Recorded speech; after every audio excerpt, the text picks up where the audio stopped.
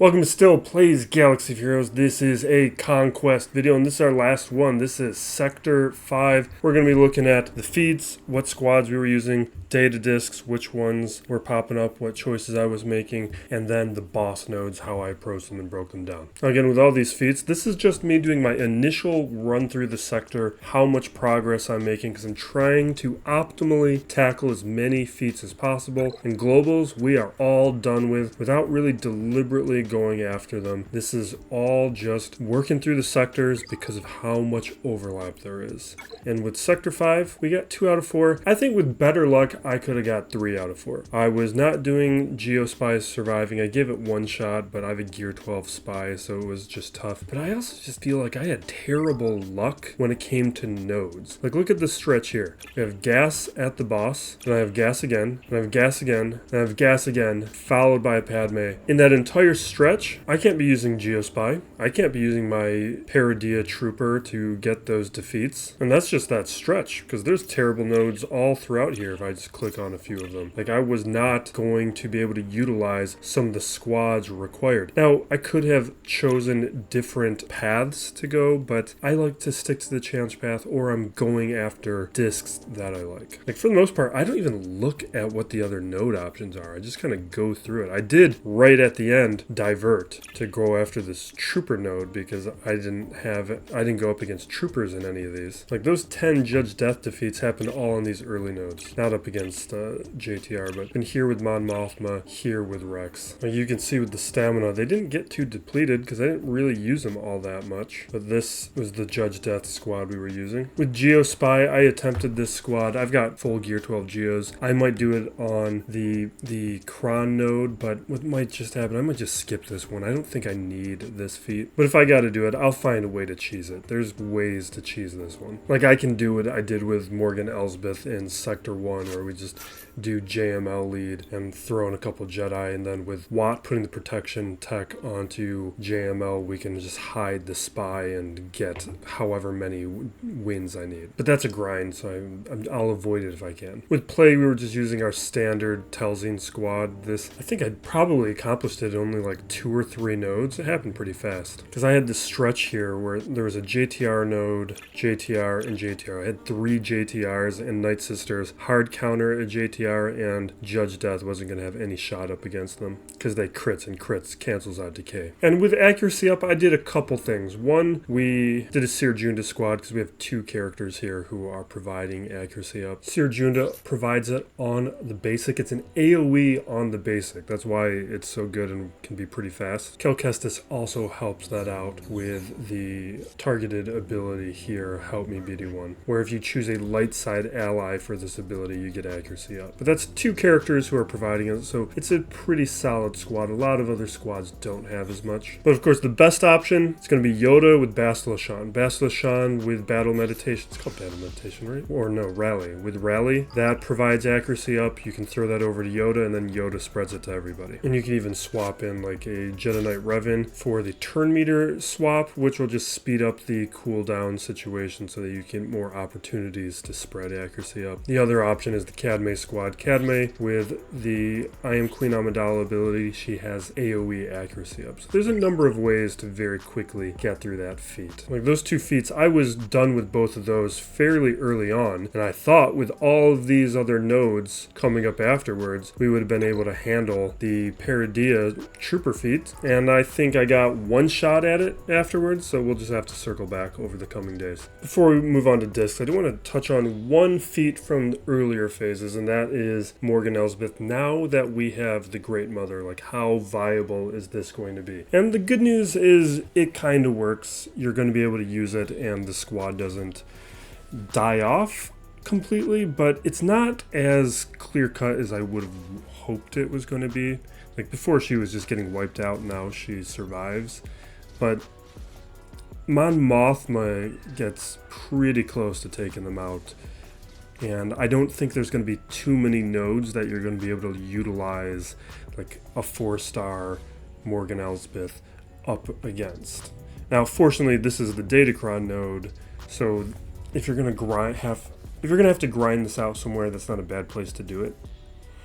And this would have been a little bit better had I not had Volatile Accelerator as one of the data discs. But in terms of Sector 5, I was all over the place. I was doing, not that one, I was doing War of Attrition with some of these other sets pretty consistently. I did swap them out a couple times for the boss nodes, but overall, some version of what you've been seeing in the previous sectors is what I was leaning on. But for this whole second half, when I was trying to get Judge Death defeats, I was using some version of this. What I didn't like with Volatile Accelerator is it can cheat you out of defeats, and I didn't like Massively Overpowered for the same reason it cheats you out of defeats. So does like an Assertive Command. So I was trying to rely on a set that was going to allow me to more efficiently get through those Enoch squads with good results. With the discs, our first fork, we had Weak Spot, Fierce Persistence, and Protection Recovery. With Certain Defeat and Weak Spot down below, I already have those, so I grabbed the Fierce Persistence, because that was everything else we had, and that was the best available. At the Crossroads, we have a blue Protection Recovery and a couple that I already have, or one that I already have. And now I'm realizing I had another Protection Recovery here. I didn't even notice it. I think I was overly focused on the top one. I could have avoided one of those gases. And the bottom one was junk. I went with the top path and grabbed a Protection Recovery. I really wish I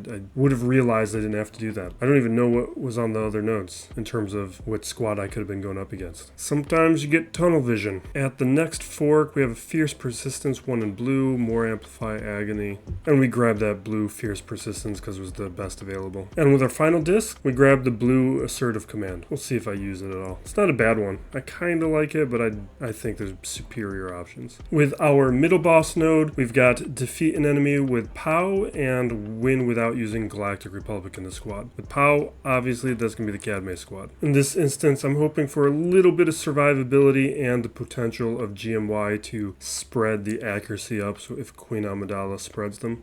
And this is an easy one, because POW is an attacker. He's going to have a pretty good opportunity at taking somebody out.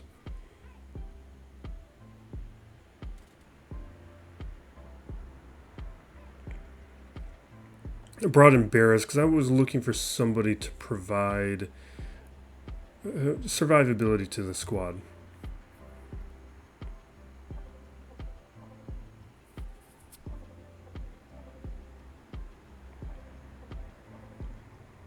But we did lose Master Qui-Gon. Like, this actually got kind of close.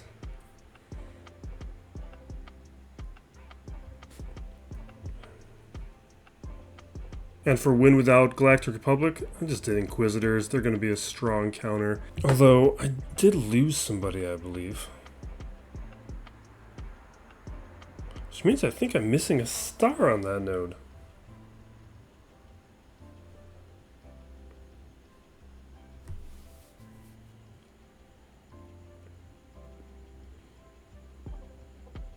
Or did I get lucky?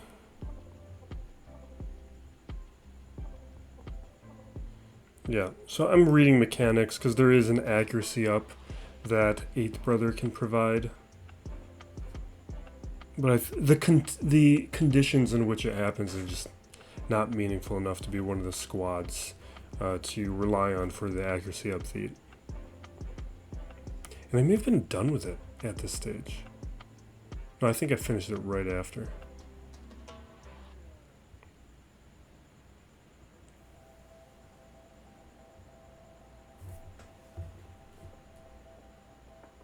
Now for this final boss node where we're using Luthen, I did use consumables because one, we're going for a feat with using deployable cooling systems, and one, wanted to give myself every opportunity here. But I did not purchase any consumables, I just used the ones that we received from the burritos. These are the techs that I grabbed and the Luthen squad that I was using that included a Gear 12 Chirrut, but I liked the synergy, I wanted to keep them. And this, you just need to have Saw decently fast.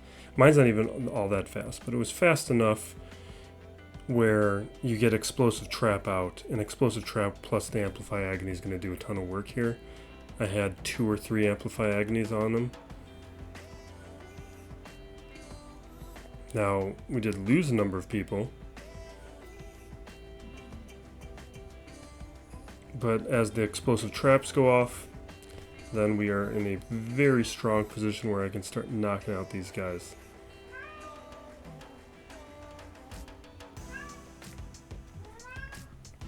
And most of them just are knocked out on their own. Although I think that's... What did they fix? I'm trying to remember what CG just fixed. Something in the notes about Saul. And here's a look at the discs that I was using as Luthen went. And for these Gungans, I did put deployable cooling systems back on along with other consumables because we're at 50% stamina here. I was a little concerned that this could get a little tough.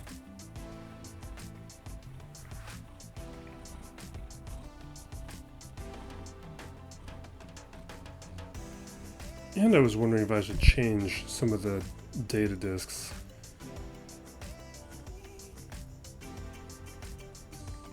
But these guys kind of crushed.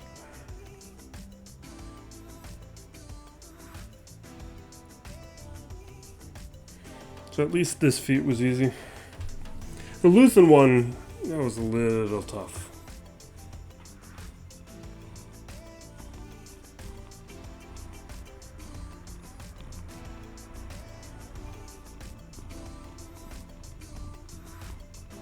Yeah.